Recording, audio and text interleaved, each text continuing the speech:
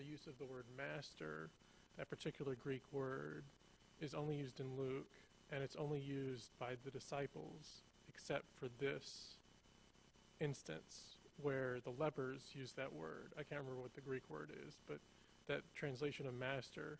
And so that in and of itself showed faith, that they regarded him as the Messiah. Thank you. Fascinating. Do you want to progress to the first work of art? Oh, wait. No, this is perfect. For those of you who don't know, there's a website that Vanderbilt runs called Art in the Christian Tradition. And you can pull it up, and you can put in a keyword, you can put in a scripture passage, you can search by the Revised Common Lectionary. But they will have artworks to reflect each Sunday readings. So fun, right? You can do this at home. Okay, on to the... So here is a vision of Christ and the lepers from an 11th century illuminated gospel. You can see it literally spells things out. Here are the 10 lepers. Here is the Samaritan.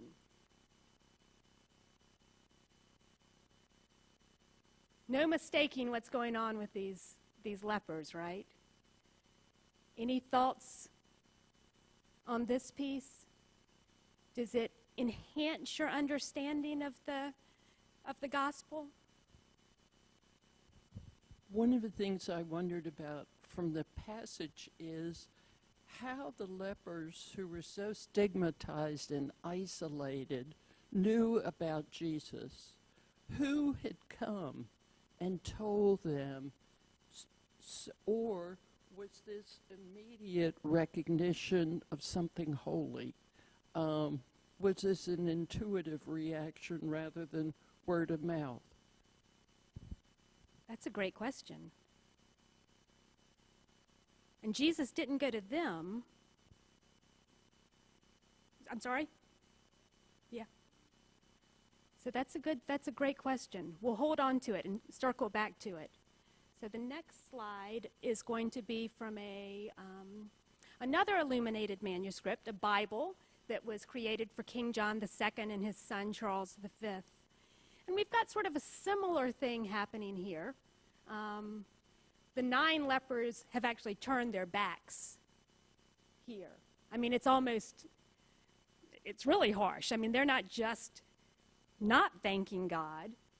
They're turning their backs on God, which seems like a dangerous move. Okay, we'll go to the next one. And here we have a 17th century Flemish painting. It is anonymous. Again, it's right small. It's about 2 feet. If you'll go to the next slide, this is zeroing in. You can see it's got this wide horizon and a lot of sky. In the distance, you can see a tiny little village. And to me, this suggests the abundance of God's creation, the greatness of God's creation, especially in comparison to what humans have created. Just that tiny village. We see people in contemporary dress for this time. They're the lepers, but they do not have spots. So I don't know if they have already been healed or if this is more clearly an indication that the illness is psychic and not just topical. You can see that Jesus and his disciples look like they've come out of another century. I mean, we really have 2 time periods meeting here. And you can see the leper here, I mean, the thankful leper here in the middle. What else strikes you about this painting?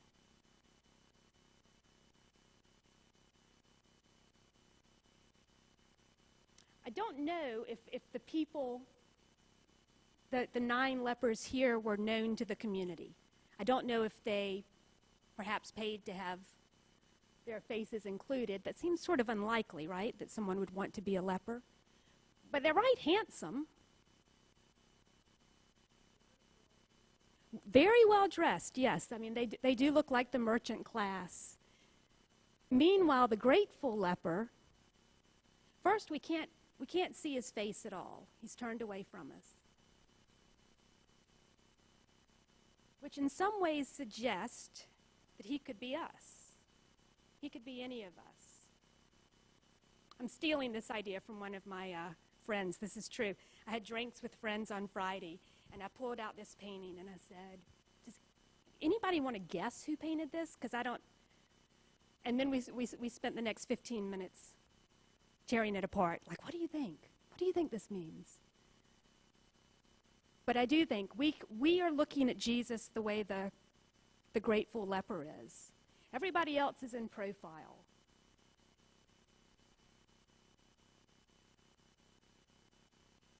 So how does that feel?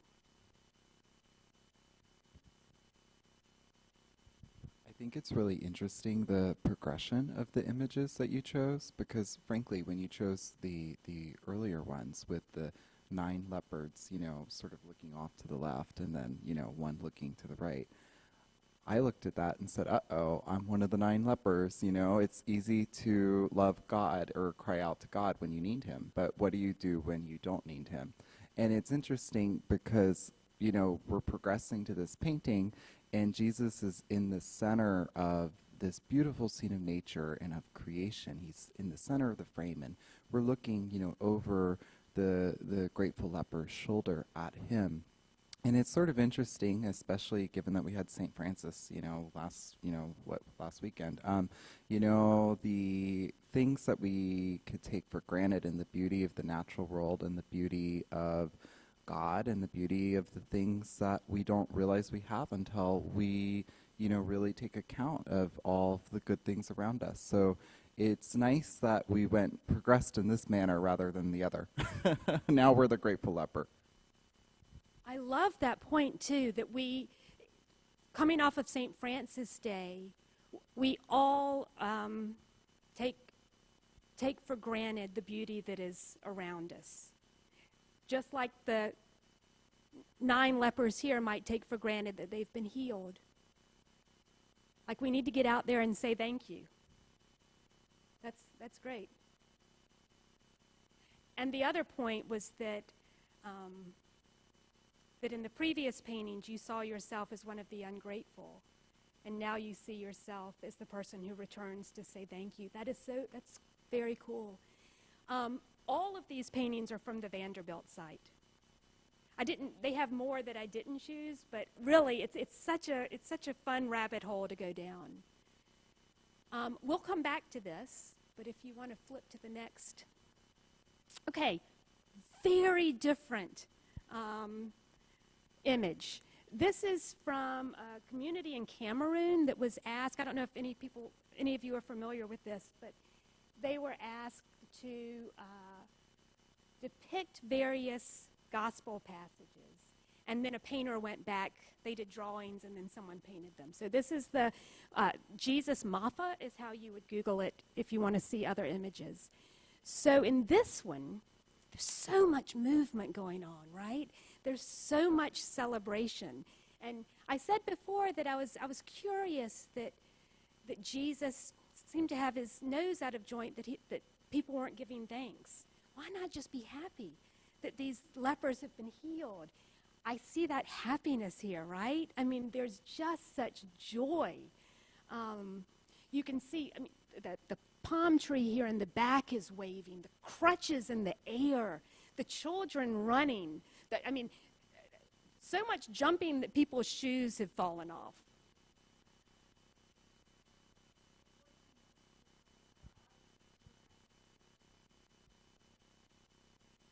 So he knew how they felt, whereas before the artists shared their point of view without, I'm assuming, without interacting with the people with it. That's a really interesting point, that the previous artist only shared their viewpoint, but here we've got a whole community discussing it, imagining it together. Yeah. I should say, too, that in the 17th century, churches are getting simpler. as far as art goes, but also the devotional art we see is really for individual use, more so than congregational use. So it's interesting that as we've progressed through these, the illuminated manuscripts would have been for one person. I think a lot of Rembrandt's art was used as devotional art for one person. I mean, you know, sure, maybe a family, but as opposed to the stained glass that we all look at together. And this is more like a piece of community art that people will share. It's not necessarily for individual contemplation. That's an interesting thought.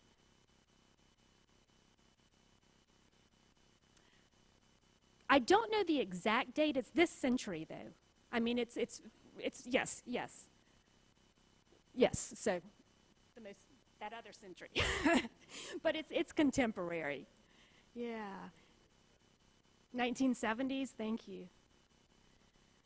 Well, let's move from all of this movement to a still life, because how could we not, right? I mean, when we think about 17th century Dutch and Flemish art, we think of still lifes.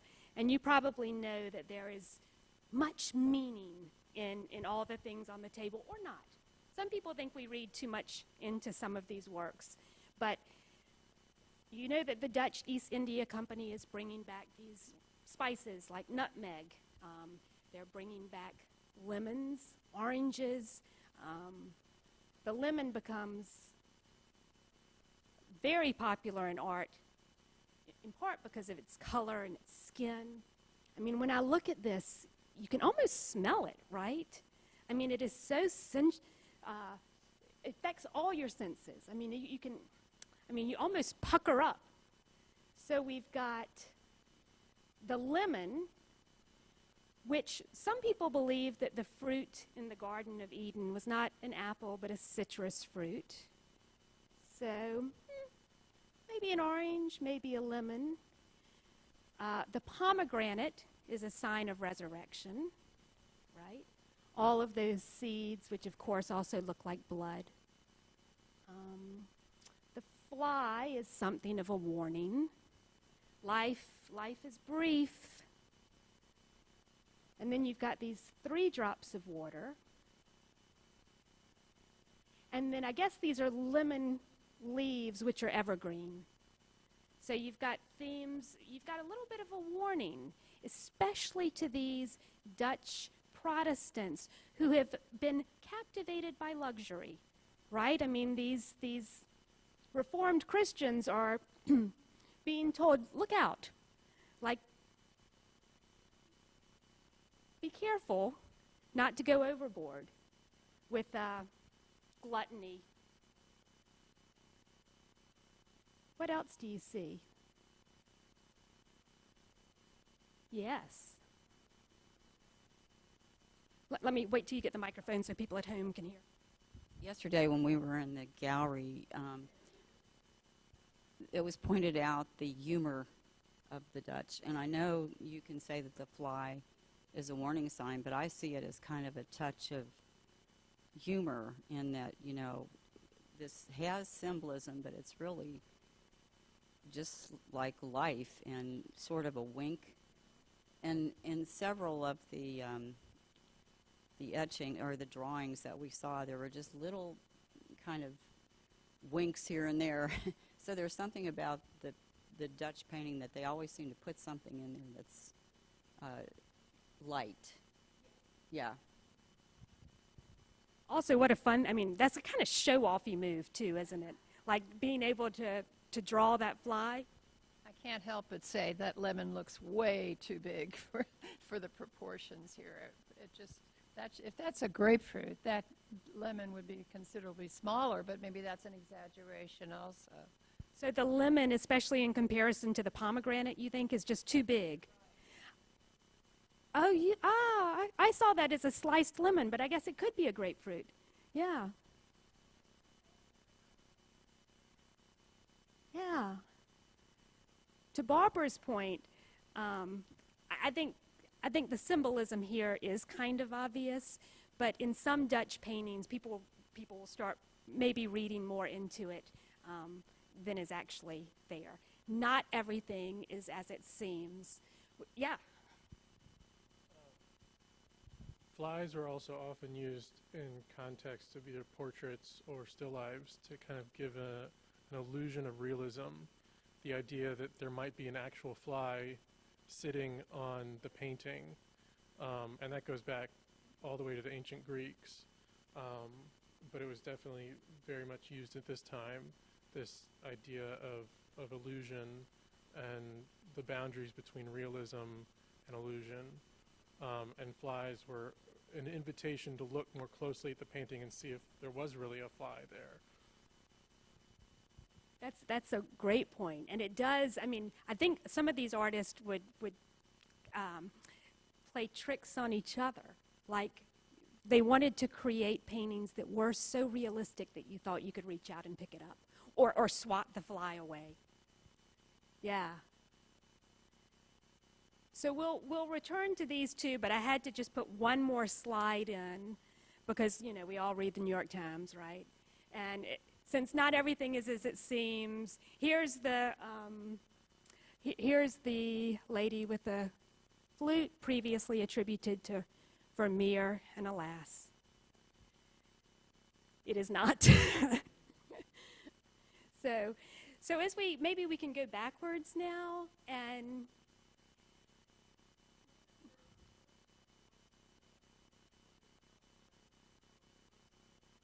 the pith. I think it's just pith. Yeah.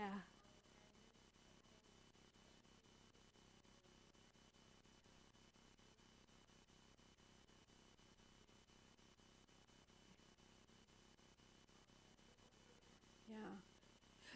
But oysters were very common in a lot of these paintings. So you're not off base to guess that it could have been clams or oysters. Yeah. So maybe if you'll slowly just kind of flip backwards and then forwards again, I'd be curious which of the paintings improves your understanding of the gospel? Which do you think is a really poor representation?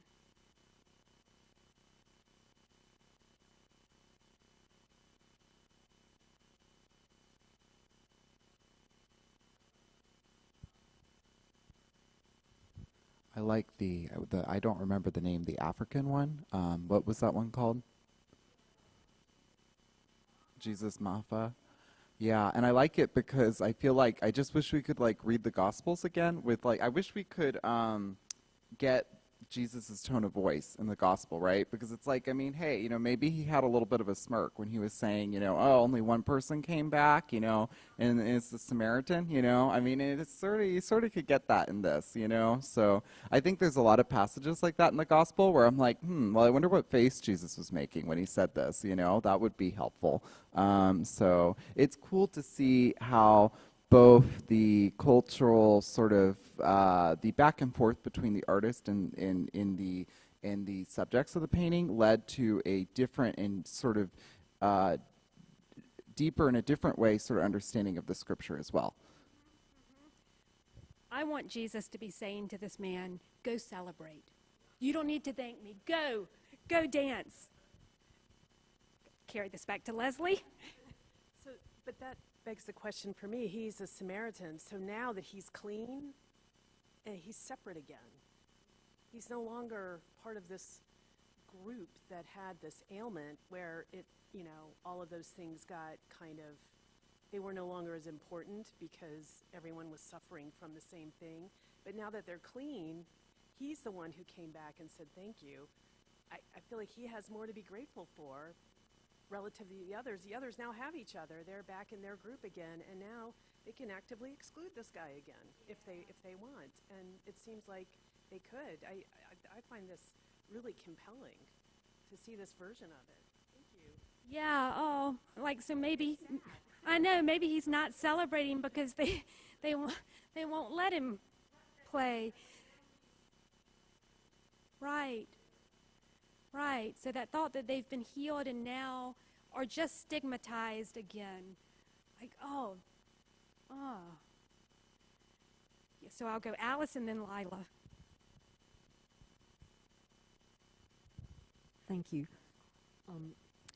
The one that was, I believe, an illuminated manuscript that showed it was near the beginning, that one, that just struck me as the illustration that Simon used in his sermon today about the woman on the subway car that people or someone filmed because she had bumps on her body, and that looks like a subway car with a lot of people with blemishes on their body. So that just made me admire Simon even more for his aptness in choosing a great illustration. So thank you, Boykin.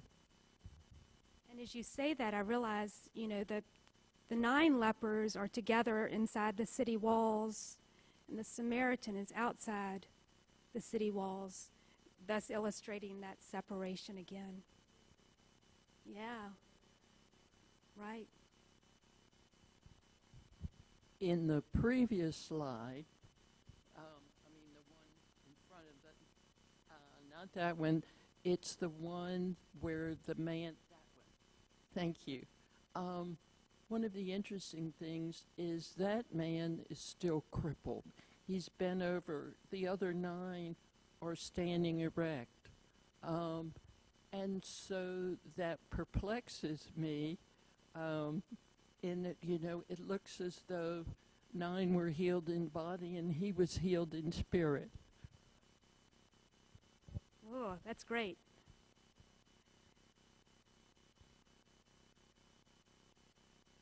And they don't look particularly healed in spirit, do they? They look, I don't know if haughty is the right word or just unsure. I mean, they've got their finery, but they seem, their bodies certainly do not express joy. They standoffish, maybe. Mm-hmm. What struck me about this picture was the isolation. The one who's looking to Jesus is looking at him. The others are partially, it seems to me, slightly turned away. And then it doesn't say anything in the gospel passage about the other folks who are with Jesus. So I'm wondering, are these the disciples or, who are they? I do think these are the disciples, and I think but feel free to correct me, anyone. I think these people here, in Simon's homily, he talked about the difference in shame and stigma. He used Tracy McMillan Cottom's ideas that were published in the New York Times this summer. And he said sometimes shame can be good. As he said, it's why you keep your pants on in public. We adhere to certain rules of society. And I do see maybe some shame in the way they turn their bodies. Like they know they should say thank you, but they don't want to. So why not? Why wouldn't they want to?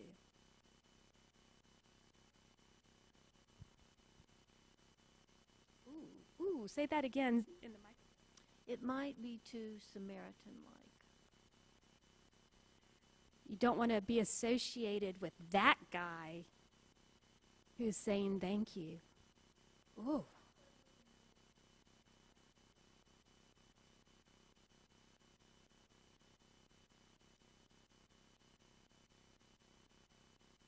Mm-hmm.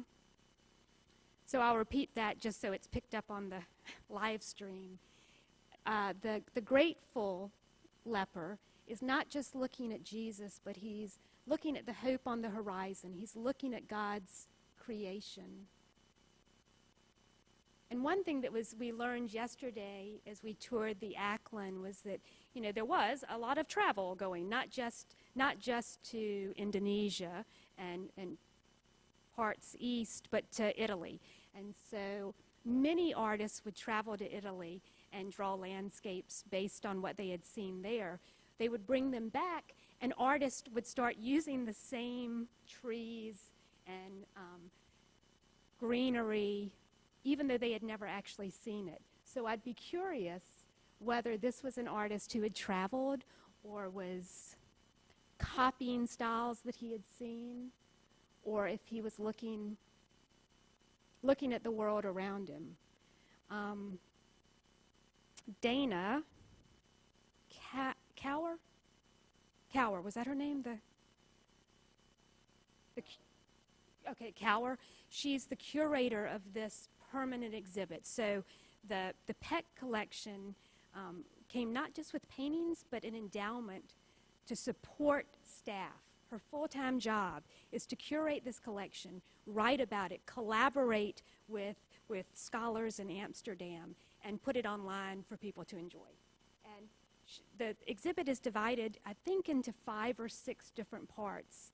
And she says people start depicting artists themselves. Like the first drawing we saw, is Martha still here? She can help. The first drawing we saw was of the artist himself. And then we progress eventually to landscapes and genre paintings. You know, people specialized in boats or trees or, people.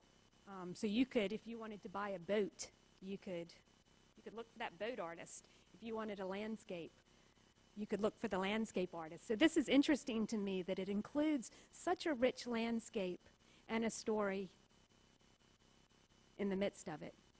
I don't know, it's just something fun about the exhibit.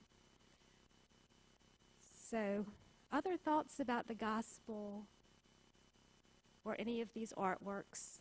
Yeah.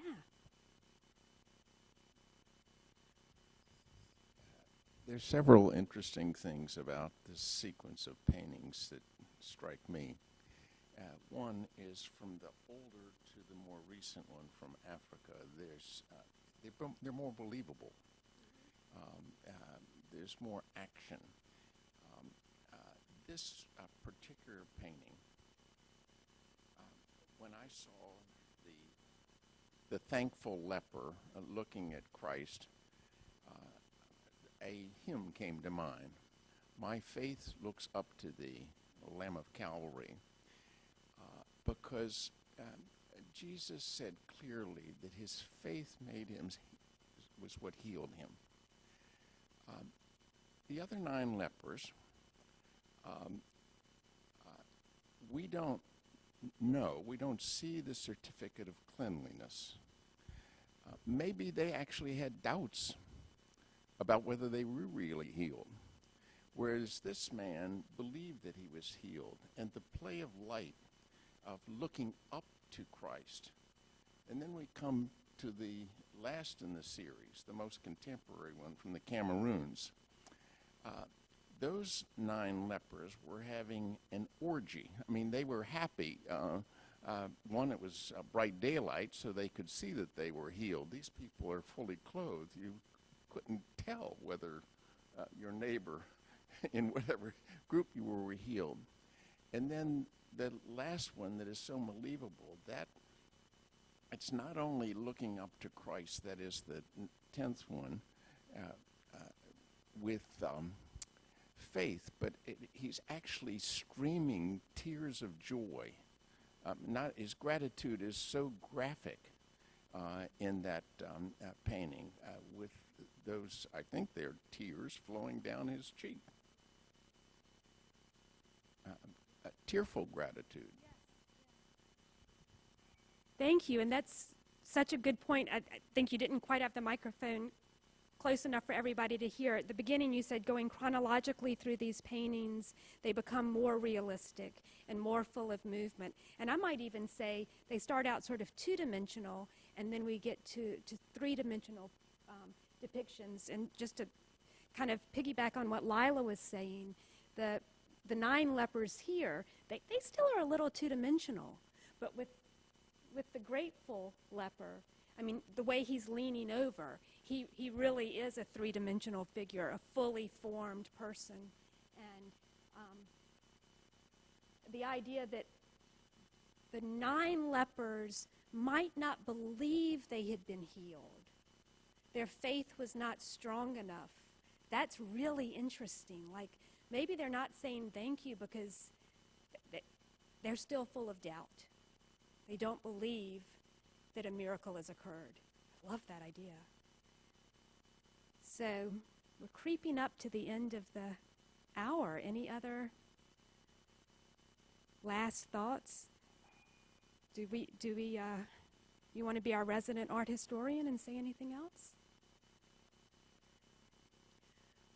Yeah, Lila. I just want to thank you for such a stimulating, well-researched, thoughtful presentation, Boykin. You are a treasure. Well, thank you.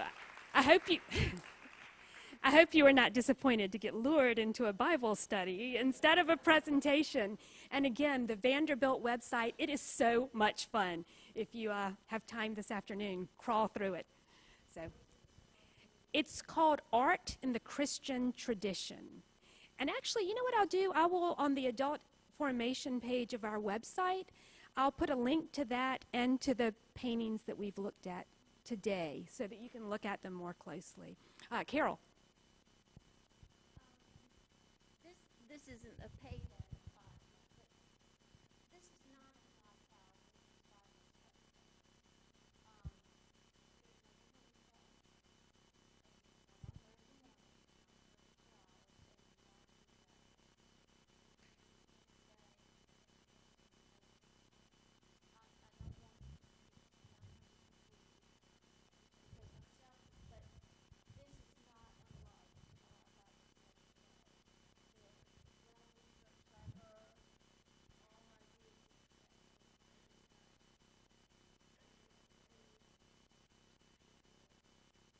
So this is an advertisement for small groups, not just the women's Bible study, but the men's breakfast, the book studies that happen.